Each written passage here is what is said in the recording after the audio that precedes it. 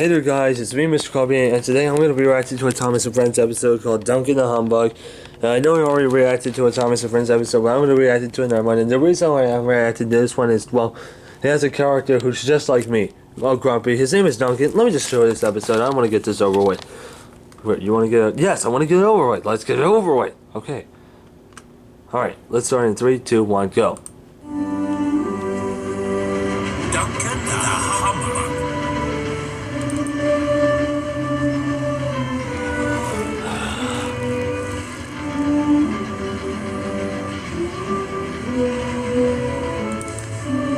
It was Christmas on the island of Sodom.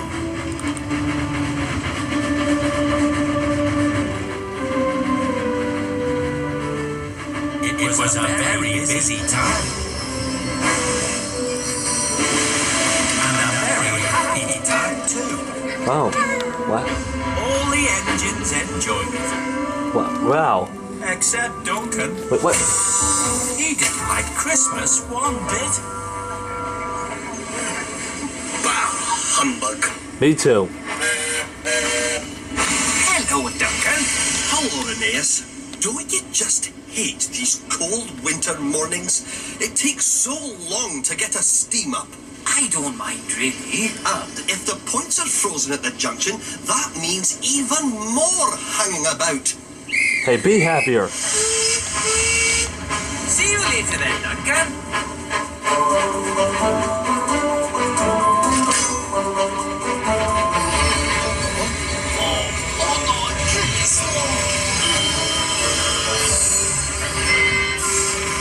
Hello, Duncan. How are you? Well, not so great as you can see. I very nearly had an accident. Why don't you use your sandbox? I've used up all my sand. I expect there's none left at the depot either. Be happy at least. And there probably is, alright?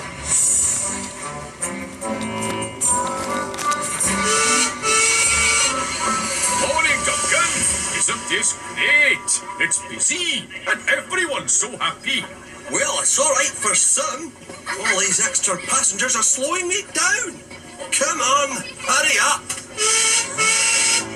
Hey, what did I just say, Duncan? Bah, humbug. Bah humbug yourself. On we go. Finally. As Duncan went on his way, Skarloey felt all of his festive spirit fly out of his funnel. Oh my. By the time Skarloey arrived at the depot, he didn't feel very Christmassy at all. Duncan was complaining to me about the cold, and he told me there was no sand for our sandboxes. But there's plenty. He told me his passengers were slowing him down. Duncan seems determined to turn the holiday season into one big chore. I'm sure he'll cheer up when he sees the depot. Ooh, wow! Bah, humbug. All the snow and sand is turning into slush, and my wheels are wet and gritty. Well, I feel good as new. Sir Top Controller is giving us all a fresh coat of paint for the winter. Typical. Trust the standard gauge engines to get special treatment. But Mr. Percival's had the same idea. There is a new coat of paint for us narrow gauge engines too. A fresh coat of paint. And not before time. With all the work I have to do, picking up extra passengers, remembering the new seasonal timetable, waiting around in the bitter cold, getting bugs in the face. If we could only find a way to stop Duncan complaining all the time. Or even just for one day. I think I'll have a word with Mr. Percival. First thing the following morning, Duncan sped to the steamworks, where he found Mr. Percival talking to Victor. Morning, sir. I've come for my Christmas coat of paint. Is that right? Well, I hear from the other engines that you've been grumbling a lot lately. What? No. Well, no more than usual. You've been making everyone feel unhappy. And when engines aren't happy, they don't work so well. That's just the way I am. and you can like it or not. Well, I don't like it, Duncan. You Wow, can be first attitude. in line for a new coat of paint tomorrow morning. If and only if you can be cheerful for the rest of today. Ah, I see. Well, no problem, sir. I can do that. Don't forget now, cheerful all day. The other engines will be keeping an eye on you. And don't talk back to him again. Duncan was determined to get himself a new coat of paint. I can be cheerful all day. Need bother. But then he met Rheneas at the junction. Let's be careful, Duncan, and go extra slowly with all this snow. Thanks for the reminder, Rheneas. Doesn't seem convincing.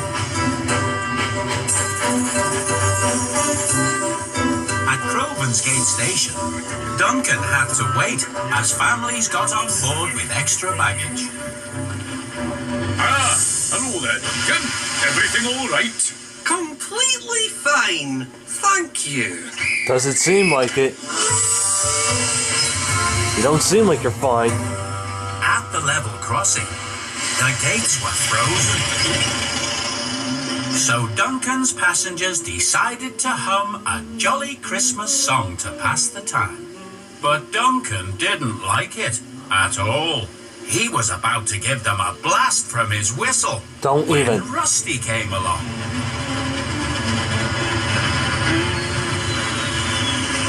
What a lovely song, Duncan. Isn't it? Sounds like you're a snap. Then poor Duncan got stuck behind Luke, Poor who was Duncan. struggling up a slippery slope. But for sake, Luke, what's the hold-up? Rusty saw that Duncan had forgotten to be cheerful. Sorry, Duncan. I can't go on because my wheels keep slipping on the icy track. Can't you just grit it up with a little sand? I'm afraid my sandbox is empty. Oh, Duncan realized that by getting grumpy, he had hurt Luke's feelings. So he buffered up to Luke and dropped some sand on the rail. good job. Gave him a little push to help him on his way again. Woo! Thanks, Duncan. And Rusty saw all of this too. Duncan was a little sad that he'd lost his temper. He knew what that meant. No coat of paint for him. That's right.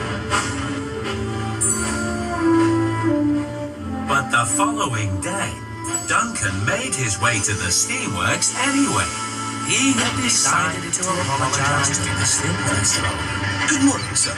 I know I failed your challenge and I wasn't cheerful all day, but Say no more, Duncan. You did a good thing yesterday, helping out poor Luke when he was in a spot of bother. oh, well, I suppose maybe I did.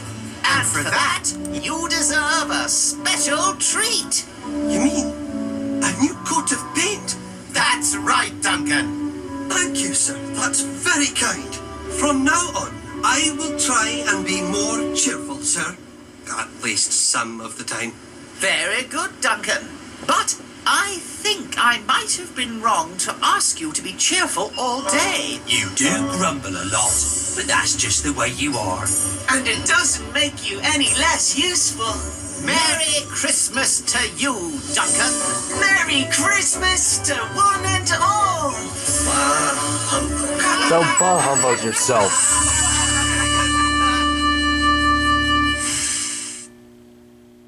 So here's some problems I have with this episode. You want to know something? Duncan, well, although he redeemed himself when he helped Luke over, like Duncan was acting like a jerk. Like what? He couldn't be cheerful? And you know what the biggest problem I have was the fact that he talked back to Mr. Percival or the small controller. No, the thin controller, not the small controller. That's somebody else. Like basically, the problem I had was the fact that Duncan talked back to Mr. Percival, who's technically his boss. I mean, don't you think that talking back to your boss isn't the right move to make? Like, I know I do it to Benson a lot, but still, like, and all, you know, I had that feeling for a little while as long as I saw this episode that why would Duncan talk back to Mr. Percival like that? Like, no, I've never seen any engine that talk back to their bosses. I've never seen the engines talk back to Topham Hatt, or like even get mad at them. Like, they might get a little bit mad at him, but like they won't actually say it. You know, they wouldn't let him know. But you know, to see him straight up say that kind of stuff to Mr. Percival, or again, the thing to George, you know, it just got me surprised, okay? Alright, well, I'm gonna get out of here now. Duncan, learn to appreciate things, you understand me? Learn to appreciate things, or you always send straight to the scrapyard. If I was your boss, god damn, I would have you sent straight to the scrapyard.